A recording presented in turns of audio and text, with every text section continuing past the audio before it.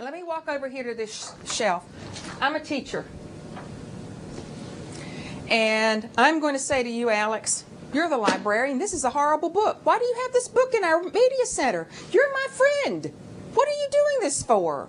Don't you know better than this? What's happening to our kids? If you have this book on the shelf, you know, what's happening? What are you going to do? Tough, isn't it? Because schools are closed communities with very, very tight-knit groups of people who are each other's friends, who sometimes have been together for years through really tough situations. And whenever your best teaching friend says to you, you need to get this book off the shelf now. This is not something that we want our kids to read. What is the first thing you're going to do? You're going to go, oh my goodness, maybe I shouldn't have made that selection. If she thinks that, if she's really that much against it, maybe I just better take it off. What happens when you do that?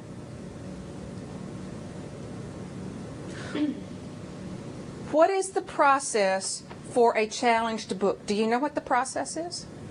What happens if that teacher comes to challenge this book?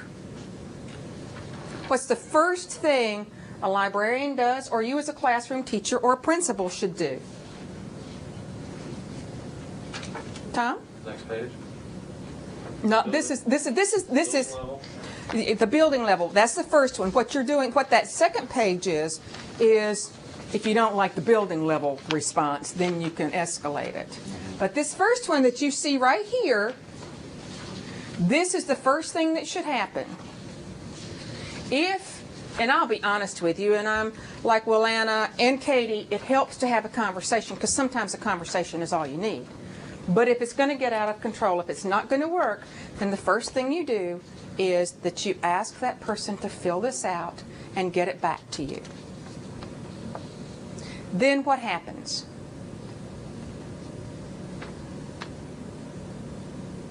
Do you as an individual make this decision? Has to go to committee. It needs to go. We talk about the Media and Technology Advisory Committee in North Carolina. I hope most of your schools have one.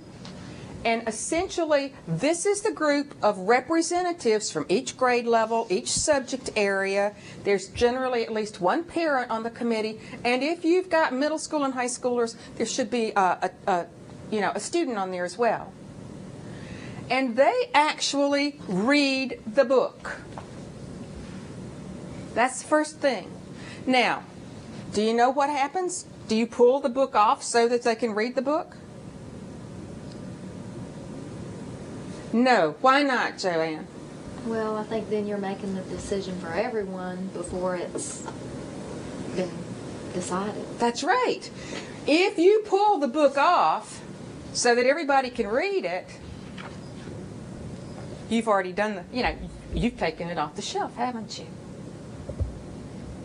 So, what media coordinators will do is to buy extra copies or go borrow them from someone so that they can read them. They will take one copy and they will pass it around so that everybody has an opportunity to read it. And then they sit down as a group and actually talk about the book and make a decision as to whether or not it should stay in the collection. And this is a very important discussion because, truthfully, sometimes mistakes are made. I will always remember whenever Judy Blume wrote Forever. Well, Judy Blume had been writing Hello, God, It's Me, Margaret, and all those other elementary school books for years, and then decided to try her hand on an adult book. That was Forever. And, or at least upper high school. And what happened was that people who were not paying attention went ahead and put Forever in elementary school collections. That was a challenge that should have taken place because Forever had no business being in an elementary school library because it was teen and adult content.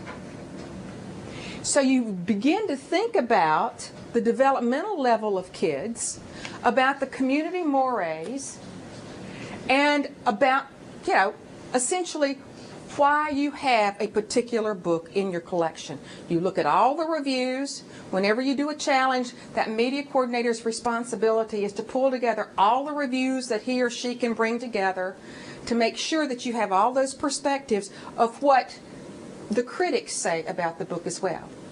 They stack up all the awards and they give all this information. And then they vote on it. It's a very democratic process.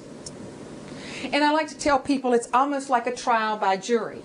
And the book is innocent until proven guilty. And it's very important that if the committee decides to remove that book, that there are reasons why. And that the people understand that you're not just removing it because somebody complained about it.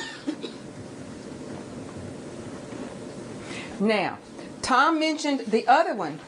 If that parent who has challenged this book does not agree with the challenge decision, he or she has the right to move this up to the system level Media and Technology Advisory Committee.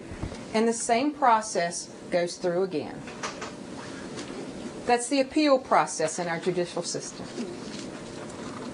So it really is, it's a very democratic process that is set up in such a way as to make people aware of what their rights are. But bottom line, and I saw this in so many of your web blogs, what is a parent's right? That's right. Their child, they can choose what their child can read or can't read. What is not their right? That's right. But they don't have the right to determine what my child reads or your child reads. That's your job as a parent. And that's so important because most of the time when a parent hears that, which is, it's okay, let's find another book for your child, then it works.